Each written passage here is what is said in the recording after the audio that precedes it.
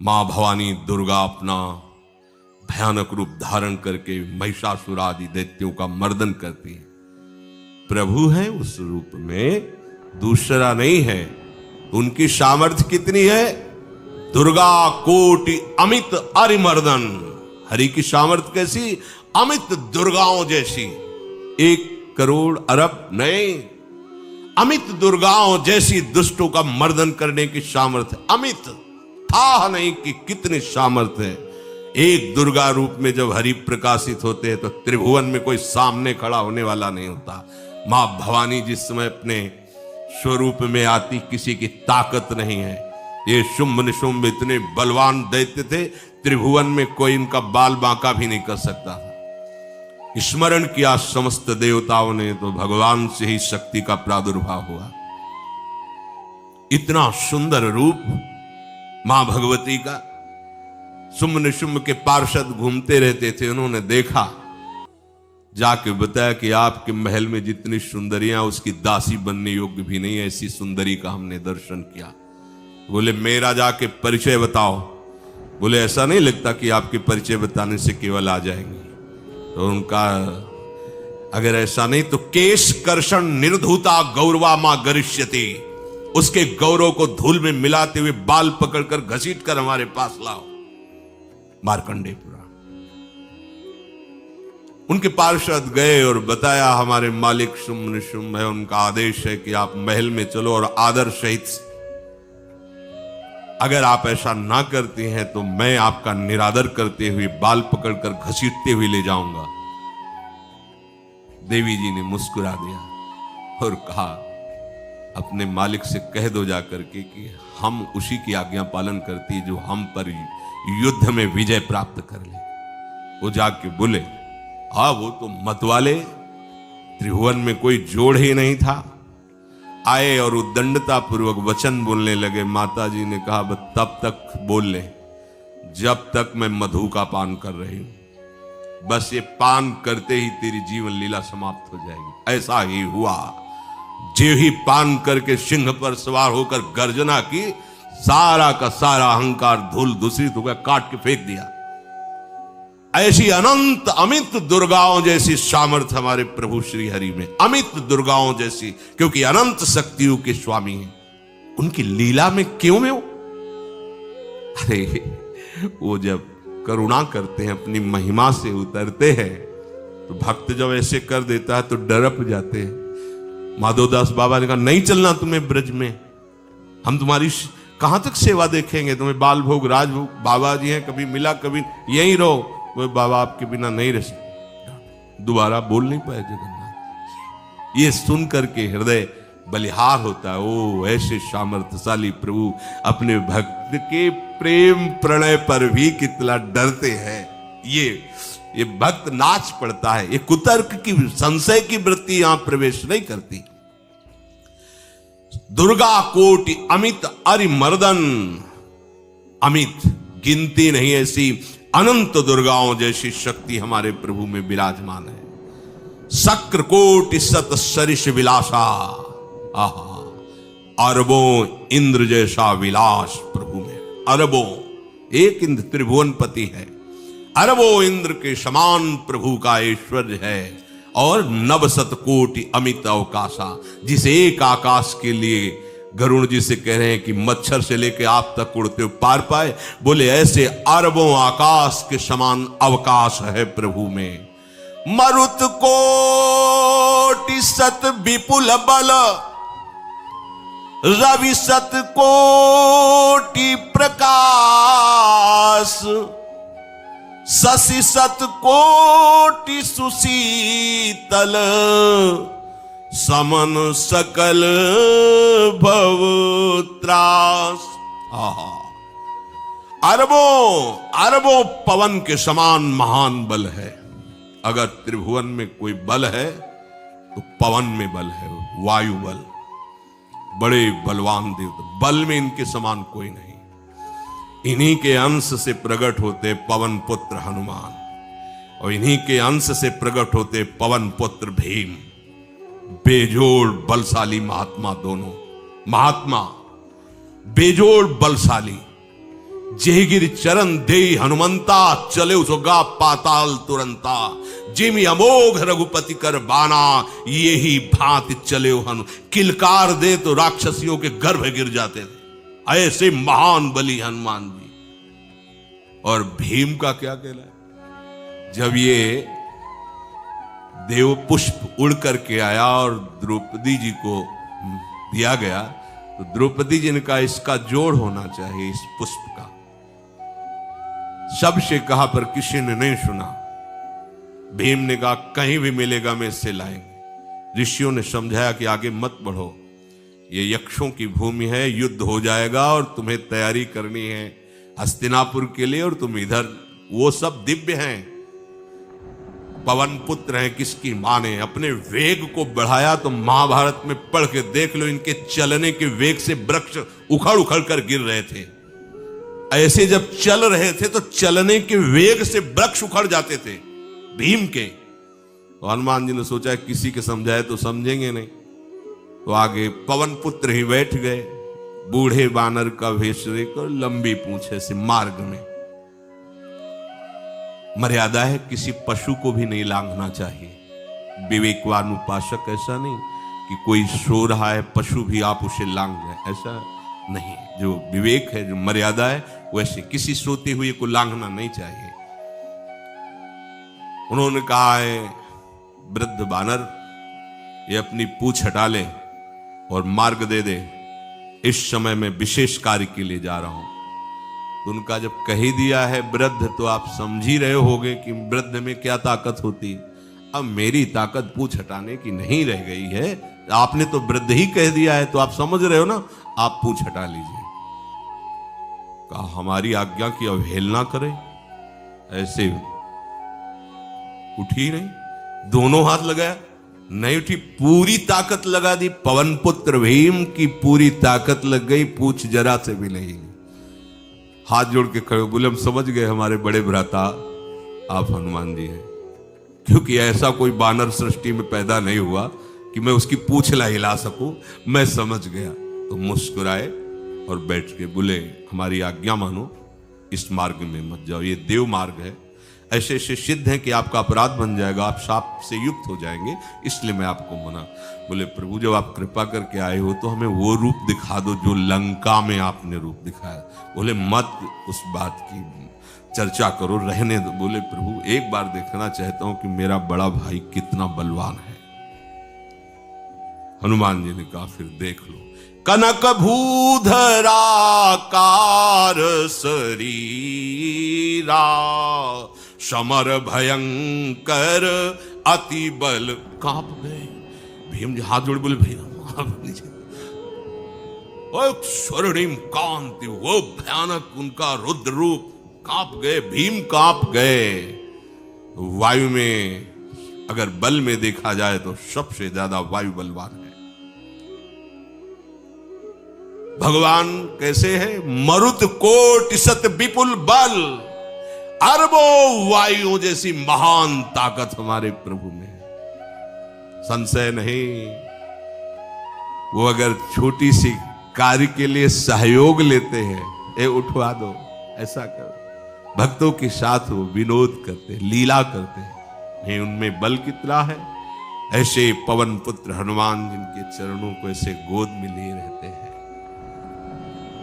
एक उपनिषद में चरित्र आता है कि असुरों पर विजय प्राप्त करने के कारण देवताओं को गर्व हो गया और सभा में नृत्य गान चल रहा था। भगवान जब किसी पे गर्व करते हुए देखते हैं तो उनको अच्छा नहीं लगता। फिर सृष्टि के विधान के प्रधान अधिकारी जब देवतागण और देवराज इंद्र और उन्मत्तता, विजयश्री में उन्मत्तता आ जाती है, तो भगवान ने एक यक्ष का रूप धारण किया और सभा के प्रधान द्वार पर दिखाई दिए। देवराज इंद्र ने कहा कि पता लगाओ ये कौन है, बिना आज्ञा के बिना सूचना के कैसे आ गया है, क्योंकि त्रिभुवन पति है ना।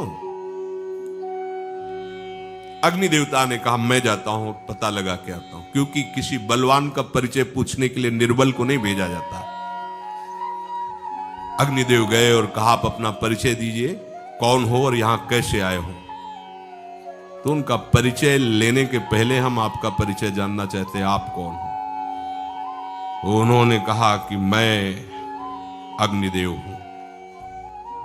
सामर्थ्य आपकी, त्रिभुवन को उपले की तरह भस्म कर सकता हूं।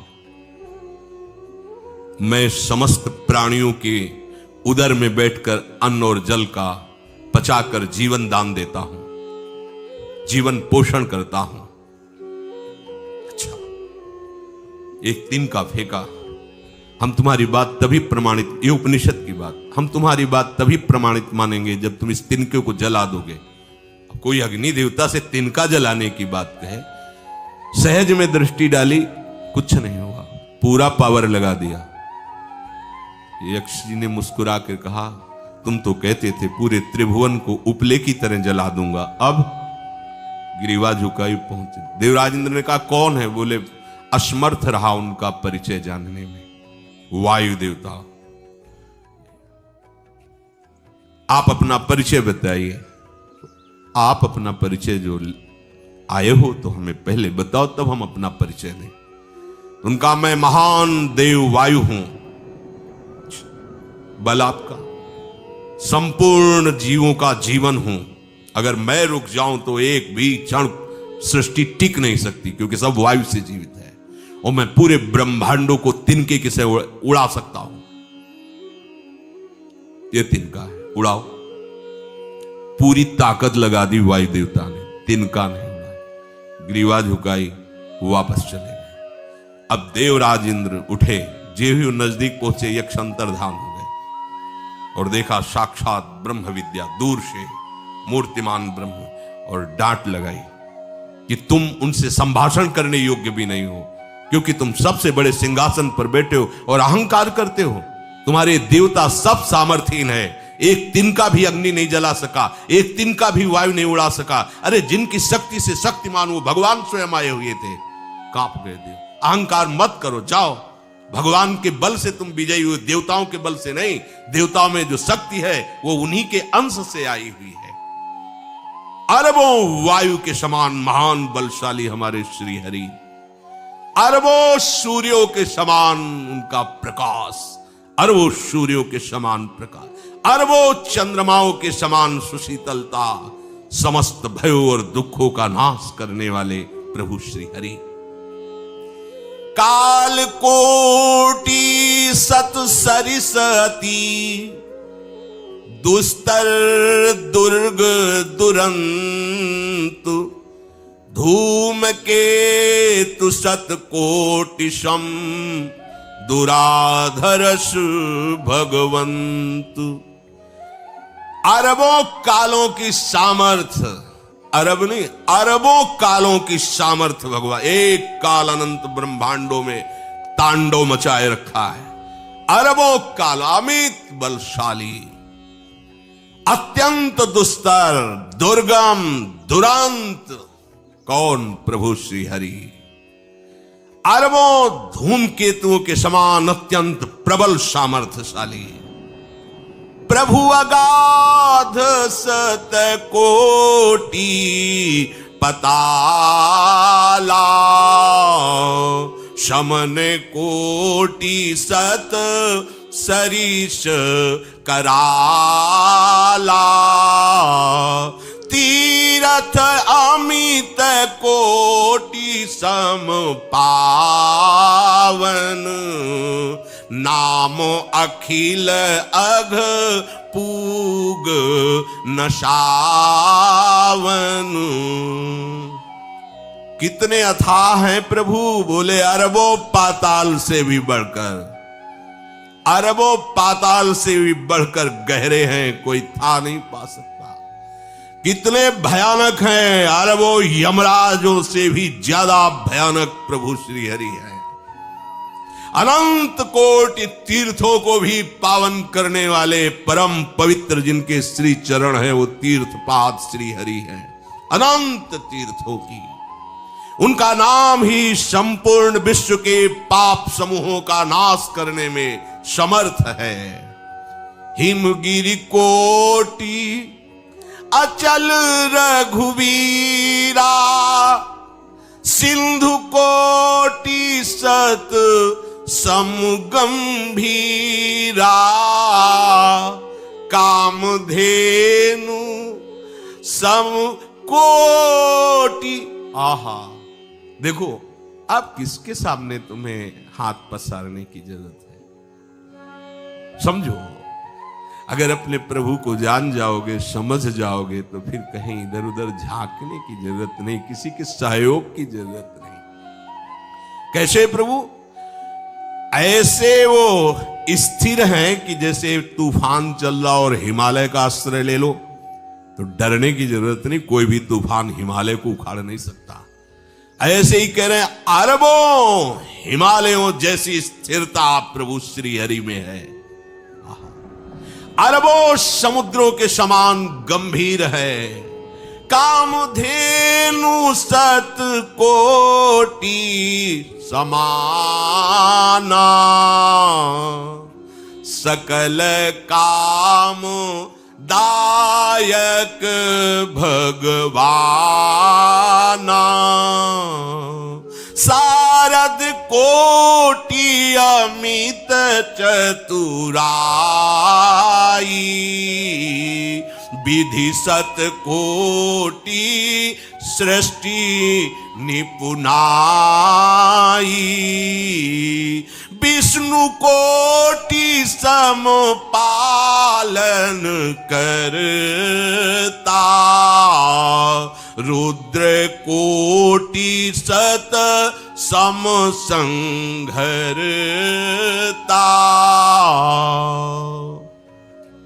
अरबों कामधेनुओं के समान प्रभु श्री हरि है।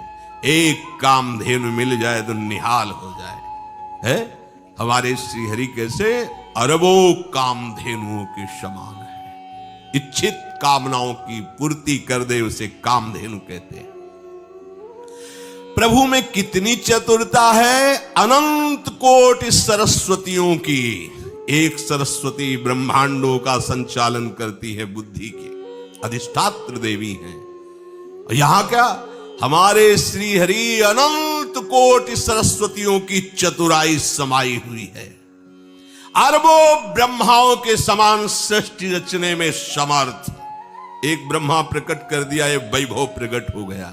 अरबों ब्रह्माओं जैसी सामर्थ सृष्टि रचना की प्रभु में है। आहा। और अरबों विष्णुओं के समान पालन करने की सामर्थ प्रभु में है। अरबों शंकर के समान संहार करने की सामर्थ्य प्रभु में है। धनद कोटि सत समधन वाना, माया कोटि प्रपंच निधाना, भार धरन सत कोटि अहिसा, निरवधि निरूपम प्रभु जगदीसा। अरबों कुबेरों के समान धनवान है। अरबों मायाओं के समान सृष्टि करने में सामर्थ्यशाली है। अरबों शेष भगवान के समान अनंत भार उठाने में समर्थ है। जगदीश्वर प्रभु श्री हरि की कोई उपमा, कोई सीमा नहीं है। ये उपमा रहित और सीमा रहित है। निरुपम न उपमा आन राम समान, राम निगम कहे, जिम कोटि सत खद्योत समु, रवि कहत अति लघुताल है। यही भांति निज निज मति विलास, मुनीस हरि बखा नहीं। प्रभु भाव गाहक अति कृपालु, सप्रेम सुनि सुख मानहि। प्रभु भाव गाहक अति कृपालु, सप्रेम सुनी सुख मानहि। प्रभु श्री हरि उपमा रहित है, उनकी कोई अनंत ब्रह्मांडों में किसी से उपमा नहीं दी जा सकती। प्रभु के समान केवल प्रभु हैं, ऐसा वेद कहते हैं। अरबों जुगुनियों के समान यदि सूर्य को कहा जाए तो सूर्य का अपमान होता है, सम्मान नहीं। ऐसे ही जो अभी तक वर्णन किया गया उसको समझो। अरबों जुगनुओं के समान यदि सूर्य को कहा जाए तो सूर्य की प्रशंसा नहीं, एक तरह से अवहेलना है। आहा, इसी प्रकार अपनी बुद्धि के विकास के अनुसार मुनीश्वर, अपनी बुद्धि के विकास और प्रकाश के अनुसार मुनीश्वर प्रभु का वर्णन करते हैं। गुण महिमा नाम बल पर था कोई नहीं पाओ, आज तक कोई था नहीं। ऐसे प्रभु की लीला में कोई कुतर्क, कोई संशय, अब वो क्या बुद्धि है उसका खुद विचार करे।